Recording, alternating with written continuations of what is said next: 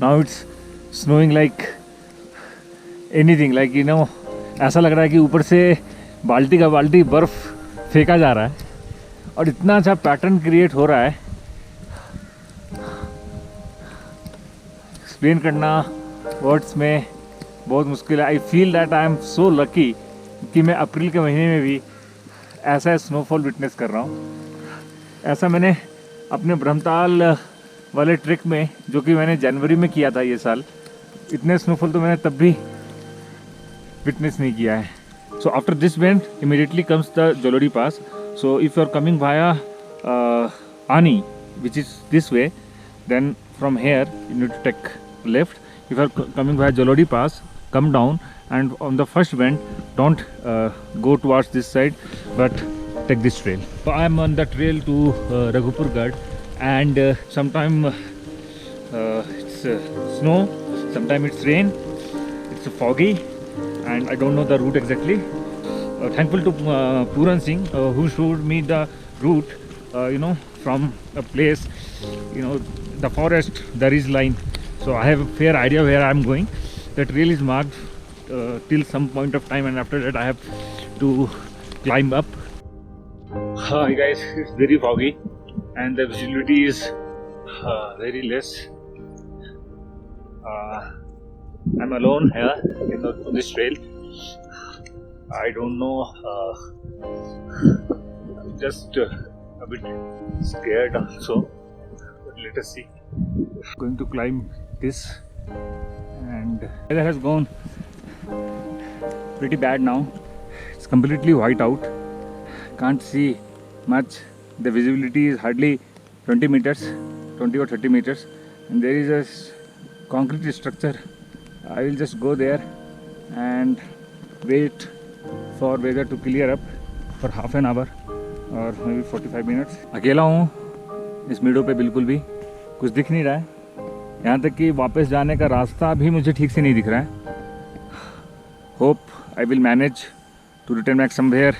इस तरफ है कहीं पे वापस जाने का रास्ता, एंड ऊपर जाता हूँ, थोड़ा देखता हूँ. विजिबिलिटी के हिसाब से 20 मीटर दिख रहा है, तो ऊपर एक फोर्ट है, तो फोर्ट पे जाने की कोशिश करता हूँ मैं. हवा चलने लग गई है, प्यास भी लग रही है, थोड़ा सा धूप निकल जाए तो मज़ा आ जाए.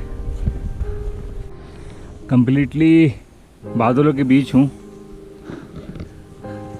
और ये सामने मुझे दिख रहा है. आई डोंट नो कैमरा में कैप्चर हो पा रहा है या नहीं हो पा रहा है, बट मिस्ट जैसा पूरा आंखों के सामने से गुजर रहा है. तो सामने एक स्ट्रक्चर सा दिख रहा है, जा रहा हूँ वहाँ पर, देखता हूँ क्या है, और अगर कुछ ना दिखा खास तो फिर मैं रिटर्न हो जाऊँगा, क्योंकि 4 बज रहा है और मौसम ख़राब हो सकता है.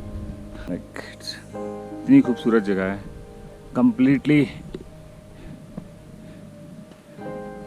फुल ऑफ स्नो नाउ, और बारिश में तो ये कंप्लीटली ग्रीन होगा, and it will be very very beautiful, pretty I would say, to come here in the monsoon. रास्ता पता चल नहीं रहा है एग्जैक्टली. मैं आया था उधर से कहीं से, अभी मैं इधर से उतर रहा हूँ, but hope I will descend to the right slope. देखते हैं, कुछ भी नहीं दिख रहा है. एक्चुअली लैंडमार्क्स हैं आगे 2, बट वो विजिबल नहीं हो पा रहे हैं, तो समझ में नहीं आ रहा है कि किधर से उतरना है, बट जनरल डायरेक्शन में उतर रहा हूँ. ऊपर से ये पाँव में इतना बर्फ़ जम रहा है जूते के नीचे कि स्लिपरी होता जा रहा है काफ़ी. Hope I will get to the right slope. Okay, एक लैंडमार्क तो दिख गया मुझे नीचे. So I am descending right on the trail. Okay, मेरे जूतों का निशान ये रहा, जहाँ मेरे जूतों का निशान है, इसका मतलब मैं ऐसे आया हूँ, तो मैं नीचे उतर जाता हूँ यहाँ से. Okay, so finally manage to come to this landmark. On the left there is a pile of stones, and sometimes it is pretty scary, when you are alone, you can't see or find the trail exactly. Luckily my footsteps are there in the snow. I am tracing back my footsteps. Finally on road, and today I will be staying at Jalori Pass. Hi guys, मैं जलोरी पास के आसपास रुका हुआ हूँ, और यहाँ पर एक भाई साहब मिल गए जिन्होंने मुझे रहने के लिए जगह दिया है, और इन्हीं के साथ मैं खाना भी खा रहा हूँ। तो अभी हम लोग खाना बना रहे हैं, सब्जी चढ़ रही है। ये है तंदूर, टिपिकल हिमाचल स्टाइल का जो तंदूर होता है। और ये चटनी क्या चीज़ की है? ये है आपका पुदीना। ओके। और क्या कहती है, और बिच्छू बूटी। बिच्छू बूटी? हाँ। अच्छा, बिच्छू बूटी। और ये बिच्छू घास उसी को बोलते हैं ना? वही है बिच्छू घास? बिच्छू घास जो लगती है। हाँ हाँ वो। अच्छा वो है। हाँ। Went outside for toilet and I can hear the voice of wild animals and so this is the room where I'm going to sleep. मैं अब लेक पे जा रहा हूँ, सिलौरसर लेक बोलते हैं। कहते हैं कि यहाँ पे जितने भी नाग देवता हैं उनकी माता यहाँ रहती है। बूढ़ी नागिन जी का मंदिर है वहाँ पे, एक छोटा सा लेक है और 5 किलोमीटर दूर है जलोड़ी पास से। मंदिर के बगल से एक रास्ता, जलोड़ी पास पे एक मंदिर है काली जी का, उसके राइट हैंड साइड से रास्ता जाता है सीधा लेक पे।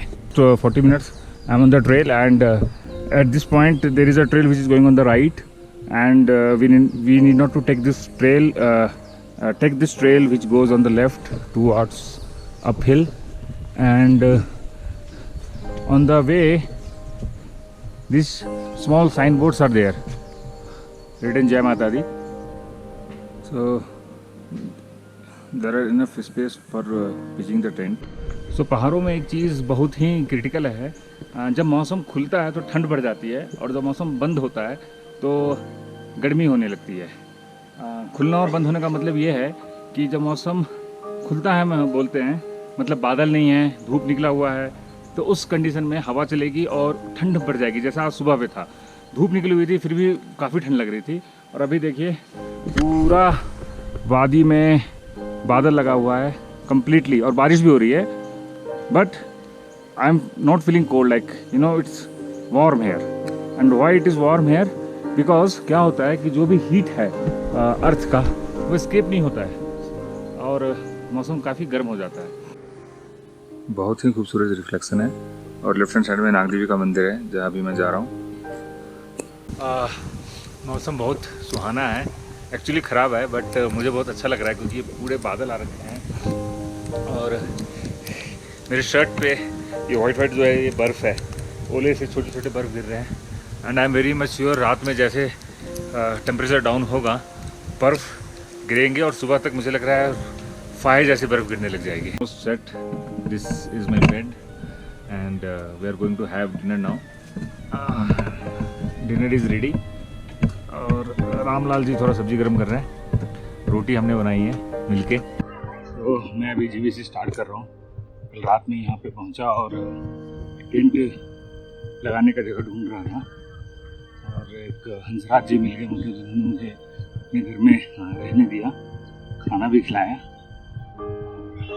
काफ़ी खूबसूरत सी जगह है जिभी, बहुत ही स्टीप सीढ़ीनुमा खेतें हैं यहाँ पे और घर हैं, बहुत ही कलरफुल घर हैं। I have walked almost 3 kilometre from Jibhi and I have reached a diversion where the route goes to Shringarishi temple and also to the Chehni Kothi. It's a very big, tall castle or a temple. I don't know. I need to go there and find out what exactly it is. Somewhere it is written it's a castle. It's an old castle, but the local people say that it's a temple. And the route which goes down there is basically goes to the Banjar. ये road छोड़ के एक कच्चा रास्ता है जो ऊपर जा रहा है। तो हेमराज जी मिले हैं मुझे, तो ये मुझे थोड़ा गाइड कर रहे हैं छेनी कोठी तक। एक्चुअली अगर रोड से जाते हैं तो छेनी कोठी के लिए फिर सीढ़ियाँ आती है and I want to avoid stairs, so मैंने ये रास्ता लिया है। रास्ता है ये, so I find easy to walk in this time of trail rather than to take the stair. काफ़ी स्टीप ट्रेल है ये, ऑलमोस्ट 55 to 60 डिग्री का चढ़ाई है, वाट लग रही है। छेनी गांव पहुंच गया हूँ और यहाँ ये कोठी कहते हैं जो बड़े मकान होते हैं, तो छेनी कोठी ये यहाँ के देवता हैं श्रृंग ऋषि, उनकी पूजा हो रही है, तो ये यहाँ आ रहे हैं अभी। देवताओं को यहाँ लाया जा रहा है इस गांव में, और यहाँ ये 5 दिन रहेंगे।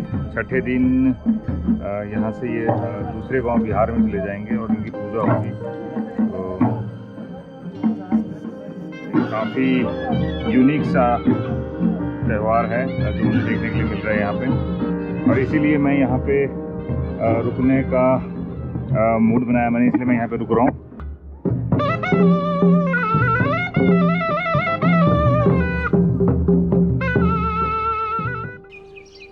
This is a 45-meter tall building. So this is the central place of this village.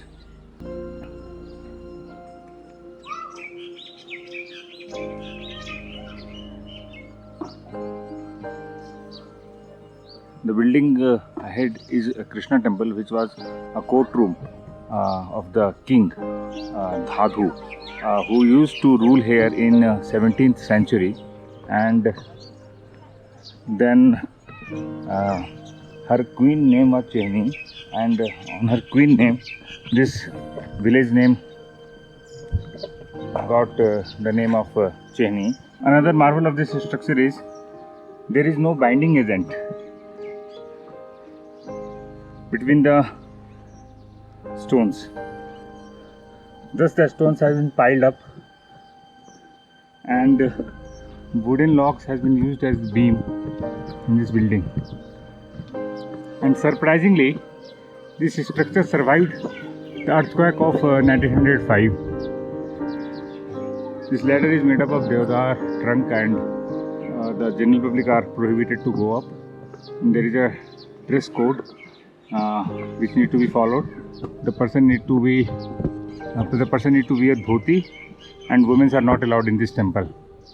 So this is another structure which is a Shringa Rishi temple, and in this also there is no binding material used between the stones, and till the balcony the floors has been completely piled with the stones, and above that balcony there is a room, and in this also the wooden beams has been used between the stones.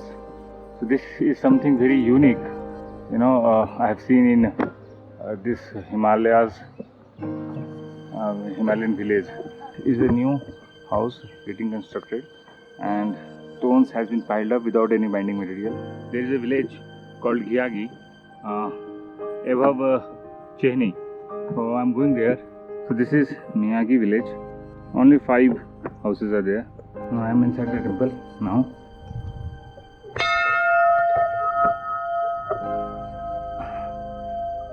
So this is multi-story temple. It's a ladder.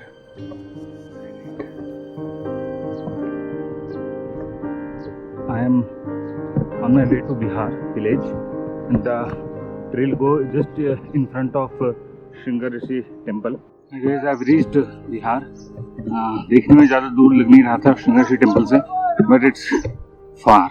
Down below is Tirthan Valley.